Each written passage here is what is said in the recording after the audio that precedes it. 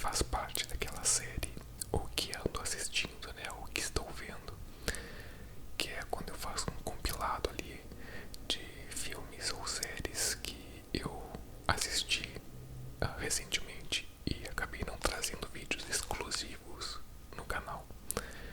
E hoje eu selecionei 3 obras, que são 3 filmes. Dois deles, aliás, eu assisti em função do podcast, né? Para falar no podcast, eu quero ver o filme. E um deles foi um filme que eu assisti, assim, aleatoriamente e acabei não falando aqui no canal. Então eu vou ler as sinopses dos filmes e dar uns pitacos, assim, fazer uns comentários, uns breves comentários. Não é um vídeo de análise, mas só queria dar algumas impressões, né? Um vídeo de impressões mais breves sobre os filmes, né? Então vamos lá, vamos começar. Eu acho que eu vou começar pelo filme que eu vi, acho que o mais antigo. Acho que eu vou do que eu vi antes para o que eu vi mais recentemente. Então vamos começar com um filme chamado Refém da Paixão. Refém da Paixão é um título, uma tradução de título que parece muito título de novela, né? Parece novela, até novela mexicana. Mas o título original desse filme não tem nada a ver com isso. É Labor Day. Labor Day. E é um filme dirigido pelo Jason Reitman. O Jason Reitman, ele é um diretor que eu acho que ele tem filmes interessantes até no currículo, sabe? Ele dirigiu, por exemplo, Juno, que é um filme que eu gosto bastante, que uma comédia dramática ali, indie, com o roteiro da Diablo Cody, também ficou bem conhecida, né? Com Elliot Page e com Michael Cera, e com, acho que Jason Bateman e a Jennifer Garner também. E também Amor Sem Escalas, com George Clooney, né? E Obrigado por Fumar, que é um filme que não é tão falado, mas é um filme bem interessante. Então ele tem uma carreira bem bacana, assim, até. Ele não tem nenhuma, talvez, obra-prima, assim, algo grande, nossa, um clássico. Mas o que eu vi dele eu achei interessante. E nesse filme, antes de continuar falando um pouquinho sobre o filme, só dar uma lida na sinopse dele, tá? Pra vocês entenderem o que se trata. Nesse filme, o Labor Day, né, o Refém da Paixão, a sinopse é basicamente a seguinte: a Rose do Titanic se apaixona pelo Thanos, e toda essa história é contada pelo Homem-Aranha. É isso. Tô brincando, mas nem tanto. Cara, basicamente, eu vou ler a sinopse oficial aqui e depois eu falo pra vocês por que eu fiz essa brincadeira. Seguinte: Henry Wheeler, um garoto de 13 anos, esforça-se para cuidar de sua mãe solitária, Adele, enquanto enfrenta os problemas comuns da adolescência.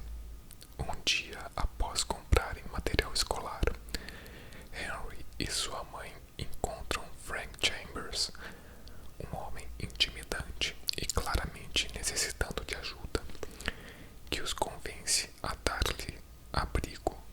Mais tarde, ele se revela um criminoso foragido.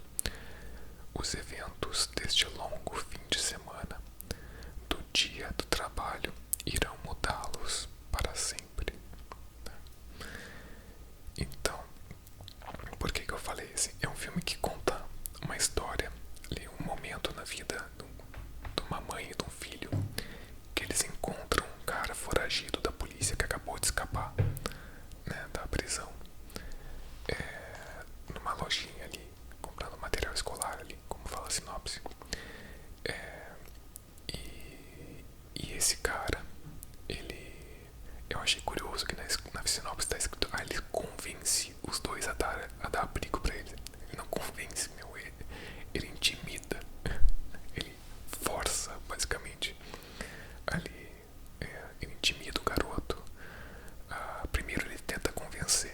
Realmente, depois que ele vê que não vai rolar, ele intimida e convence pela intimidação mesmo, sabe? E a partir disso, eles vão pra casa ali da família. E aí começa um relacionamento, né? As coisas começam a acontecer. Por que eu fiz a brincadeira inicial, tá? Porque esse filme, eu falei que, né, a Rose do Titanic se apaixona pelo Thanos e a história é contada pelo Homem-Aranha. É porque o filme é protagonizado pela Kate Winslet, tá? E pelo Josh Brolin, né, que faz o Thanos. Kate Winslet que faz a Rose. E o filme é todo narrado pelo Tobey Maguire, que é o primeiro Homem-Aranha ali do cinema, dos filmes do Sam Raimi, né? Então foi só uma brincadeira. Então o Frank, né, que é esse foragido da polícia, ele começa a entrar na vida ali da Adele e do filho dela, esqueci o nome do personagem. E eles começam a ter uma relação que inicialmente, obviamente, é de medo e tensão. A tensão é uma constante nesse filme, né? Porque o cara tá sendo procurado pela polícia, então sempre tem alguma coisa, ele não pode sair de casa, tipo, ele tem que ficar escondido. Mas aos poucos a Adele e o Frank, eles vão se aproximando e vão tendo uma relação amorosa e tal. E eu acho que até já dei spoilers demais, desculpa, esqueci de dar aviso de spoilers, tá? Eu vou dar aviso agora então, pra todos esses filmes que eu vou falar, tá? Então certamente, como eu tô dando pinceladas aqui, eu vou falar alguma coisa de spoilers. Esse filme fala, é um pouquinho, né, daquela síndrome de Estocolmo, tenta falar um pouco sobre a síndrome de Estocolmo, e também fala ali sobre algumas lacunas afetivas na vida daquela família, né, e como esse cara chega e preenche isso de alguma forma. Ele dá atenção pro filho que tá ali numa fase de transformação, crescimento, né, ele dá carinho ali pra aquela família. Ele é muito atencioso e tal. E a história se desenvolve nesse sentido. A gente vai vendo uma crescente nessa interação entre eles. É uma premissa que, ao mesmo tempo que ela é interessante, às vezes algumas decisões, algumas ações, tu fica assim, não, te questionando se isso realmente aconteceria, se teria esse tipo de abertura. Algumas coisas parecem um pouquinho forçadas nessa situação, né? Principalmente no início ali dessa relação. E eu tô falando aí do roteiro, né? Mas o filme funciona. Eu achei que o filme funcionou legal porque as atuações são boas, né? Não tem o que falar, né? Kate Winslet, quando tem Kate Winslet, é só sucesso. E o Josh Brolin também é um excelente ator. Então a relação deles, a troca deles ali funciona muito bem.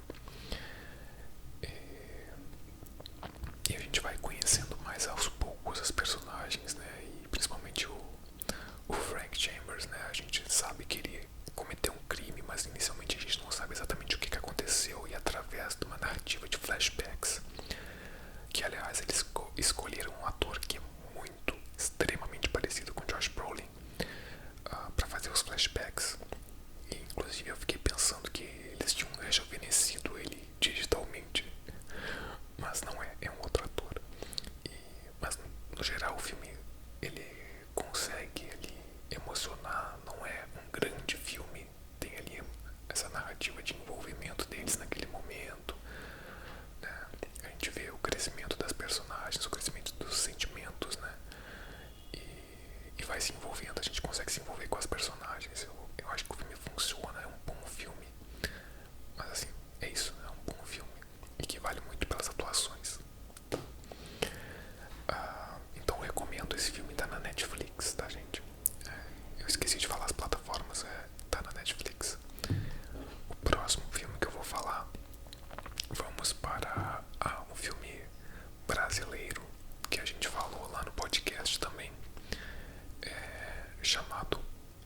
meia-noite levarei sua alma, tá?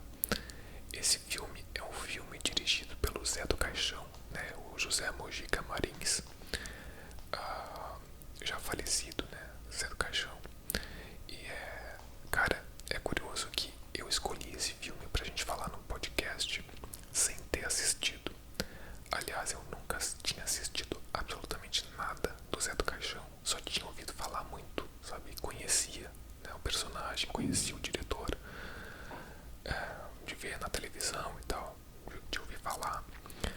Mas eu escolhi o filme assim porque justamente tinha curiosidade de ver por que esse filme era tão influente, assim, tão falado. E eu vou ler a sinopse aqui pra vocês, pra depois dar as minhas impressões. A sinopse é a seguinte: o sádico e cruel coveiro Zé do Caixão pretende gerar um filho perfeito para dar continuidade ao seu sangue. Mas sua mulher não consegue engravidar e ele acaba violentando a mulher do seu amigo. A moça violentada pelo coveiro quer se suicidar para regressar do mundo dos mortos e levar a alma de Zé do Caixão. Então, cara, eu tinha uma impressão que acabou sendo bem diferente do que eu realmente assisti. Eu esperava que fosse uma coisa mais galhofa. Esse filme é de 1964, tá? Tá disponível no Telecine e Globoplay, eu acho. Eu esperava que fosse uma coisa assim, mais galhofa, trashzão mesmo, pra rir, né? Que fosse mais um terror. Mas esse filme é extremamente pesado, cara. É bem pesado. Inclusive, deixa aqui alerta de gatilho. Esse filme, ele é bem problemático, tá? Ele é bem problemático. Então, ele tava começando a começar a falar dos pontos positivos do filme. Ele foi um dos filmes mais influentes brasileiros pelo seu formato, né? Por o formato de terror. Ele é o primeiro filme de terror do Brasil, então só aí já é meio que pioneiro ali. Ele influenciou uma gama de diretores trash, do movimento de cinema trash ao redor do mundo. É um filme reconhecido mundialmente, ele tem uma ambientação muito bem feita de terror, de mistério e tensão, medo mesmo, né? Mais do que tensão, é medo. Ele dá muito medo até hoje. Eu não achei que eu fosse sentir medo, como eu falei, e eu sinto pelas relações ali, pela o tipo de cinematografia também. O filme, ele, a parte técnica dele, assim, tu tem que ir aberto a essa experiência, assim, saber que é um filme de baixíssimo orçamento e tal. Então não, então é isso, sabe? Mas ele tem ali, o personagem do Zé do Caixão, um personagem que funciona, ele é bem intimidador, assim. E tem a personagem da bruxa também, que também dá bastante medo e tal. Então, assim, ele funciona, a ambientação, quis dizer tudo isso pra dizer que a ambientação de terror dele funciona muito bem, tá? Só que, assim, ele tem muitos problemas na forma com que ele trata as personagens femininas. Ele é um filme que é bem misógino, sabe?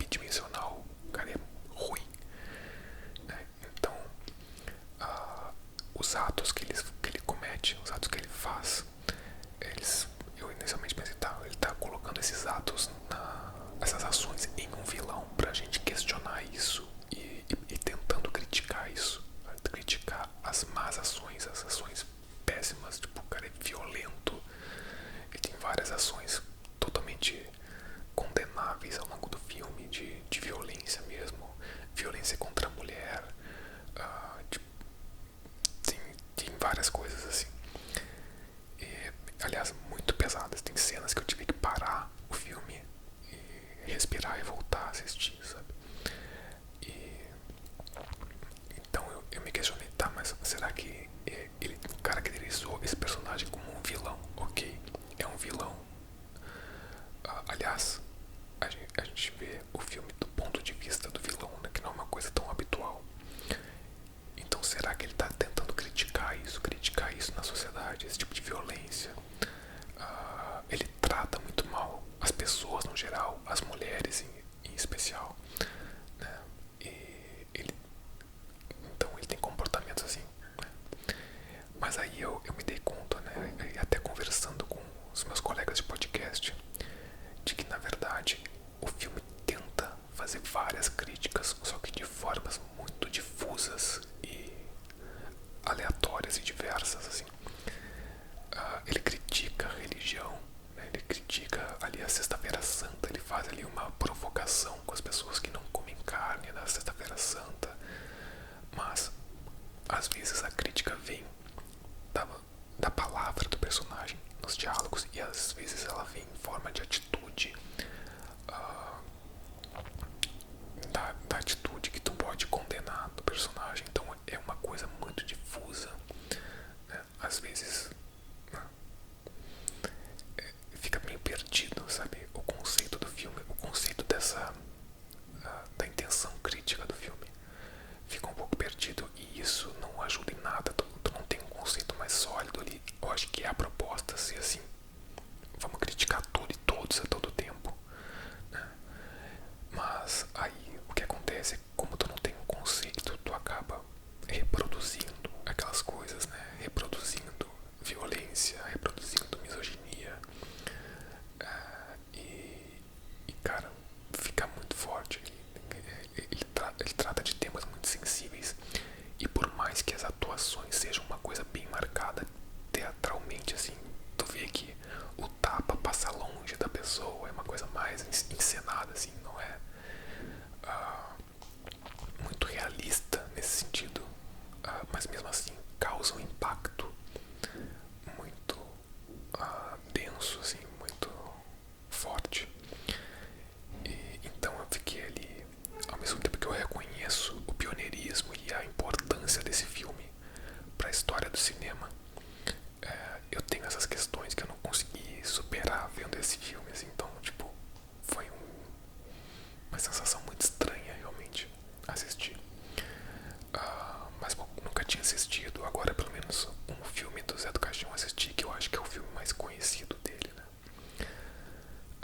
E agora vamos para o último filme deste vídeo, que é o filme mais recente que eu assisti, que se chama O Mistério de Silver Lake, tá?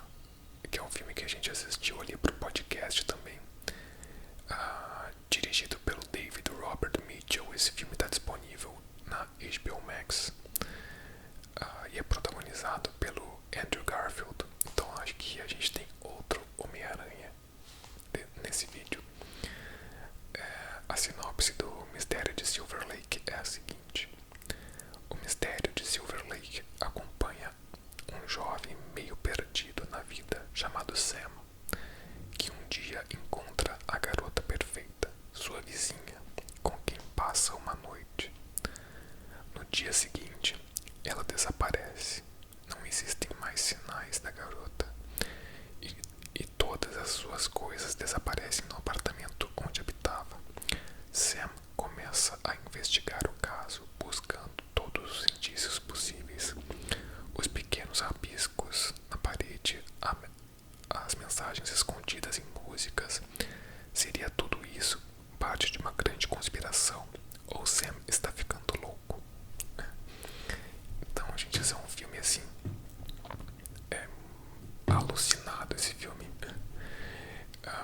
É um filme que, pra mim, ele é um filme meio pegadinha, assim. Ele brinca com essa questão, ele faz uma sátira dessa questão conspiracionista, e da necessidade de achar significado em tudo que muitas pessoas têm, sabe? De interpretar tudo e tirar daquilo um significado oculto, sabe?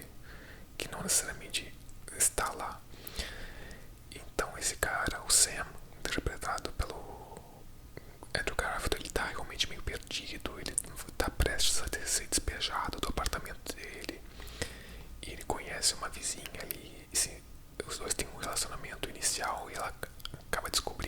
parte numa jornada muito alucinada para tentar encontrá-la, e realmente vai tentando achar significado e resolver enigmas para chegar a algum lugar. Mas é curioso que o mundo desse filme, ele tem umas regras muito peculiares, assim, não é nada realista. Ele tem um tom mais onírico, parece que a gente está vivendo um sonho ou um pesadelo a cada cena. E isso é totalmente proposital, assim. E às vezes tu fica meio perdido, por que isso aconteceu, como é que esse personagem surgiu aqui, por que essa relação é tão íntima do nada. Mas eu acho que assim, falar sobre esse filme é um pouco paradoxal, porque se tu tenta entender e decodificar o filme, tu já tá caindo naquilo que o filme satiriza, assim, e eu acho que isso é uma intenção da direção aqui. E então, assim, tu propor tu trabalhar com essa proposta é um pouco difícil. Eu acho que o filme consegue fazer isso bem, porque essa premissa de falar sobre a necessidade do ser humano de encontrar significado, ela é uma premissa que pode te deixar cair, que pode te levar a uma certa preguiça criativa, que o filme não cai. O que eu quero dizer com isso? Tipo, tu pode começar a criar imagens esteticamente bem trabalhadas e causar um estranhamento, que aliás o filme trabalha muito com isso, com estranhamentos, e colocar imagens aleatórias em sequências, e é isso. Mas eu não entendi. Justamente é isso. Tu tá tentando entender algo, né? E aí o filme brinca com isso, mas o filme não faz exatamente isso, sabe? Ele consegue dosar uma dose de estranhamento e uma jornada que tem a sua lógica, por mais que não seja a lógica do mundo real, a lógica que a gente está acostumado, mas ele consegue fazer com que a gente acompanhe essa jornada meio a Lucy Crazy, né, do personagem, para chegar em algum lugar ou a lugar nenhum. Então eu achei um filme interessante, um filme ousado até nesse ponto de vista. E assim, eu não encarei ele como um filme pretensioso, porque eu achei que era mais assim uma sátira mais leve.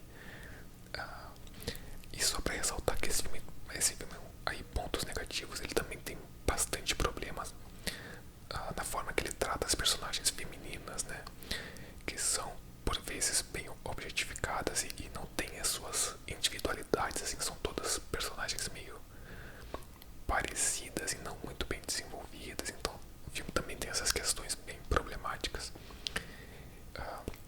No entanto, eu acho que é válido assistir.